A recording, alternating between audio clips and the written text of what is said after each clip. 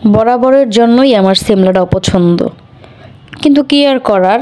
বাসায় কিনে নিয়ে আসছিল সিমের বিচি। আমি সিমের বিচিটারে প্রায় 2 থেকে 3 ঘন্টা ভিজিয়ে রাখছিলাম, যাতে সহজেই সিম থেকে সিমের বিচির খোসাটা বের করা যায়। তারপরে আমি এইখানে ভাজিয়ে এনেছিলাম পাঙ্গাস মাছ। আজকে রান্না হবে পাঙ্গাস মাছ দিয়ে সিমের বিচি। আমি এইখানে মাছগুলারে ভাজিয়ে নিতেছিলাম, একদম কড়া কড়া করে ভাজিয়ে নিব। তেলটা গরম করে ভিতরে দিয়ে দিলাম পেঁয়াজটা আমি ভাজতেছিলাম। ভাজা ভাজা একটু হয়ে আসলে আমি দিয়ে দেব পেঁয়াজ আর রসুনের পেস্ট। পরে আমি এটার পেঁয়াজ রসুনের পেস্টটা এই পেঁয়াজের সাথে সুন্দর মতো ভাজিয়ে নিব। অনেক সুন্দর যখন একটা ফ্লেভার আসবে তখন আমি দিয়ে দেব একটা তেজপাতা দিয়ে সামান্য একটু পানি দিয়ে আমি মশলাটারে কষানো শুরু করলাম।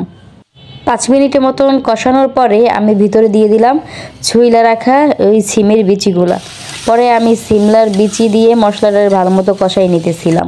তরকারির স্বাদ নির্ভর করে তরকারি কষানোর উপর। আমি এইখানে ঢাইকা দিছিলাম পানিটা যাতে একদম পুরা শুকিয়ে যায়। মানে কষানোর সময় সবসময় চেষ্টা করবেন একদম পানিটা শুকানোর জন্য, তাইলে তরকারির স্বাদ 3 গুণ বেড়ে যাবে। পরে এইখানে আমি পুরো পানিটা শুকিয়ে আসলে ভিতরে অ্যাড করছিলাম পানি। আমি পানির পরিমাণ একটু বেশিই দিছিলাম যাতে একটু ঝোল ঝোল থাকে। পানিটা গরম হয়ে আসলে ভিতরে দিয়ে দেব আমি আগে যেই মাছগুলো ভাজিয়ে রাখছিলাম ওই মাছগুলারে।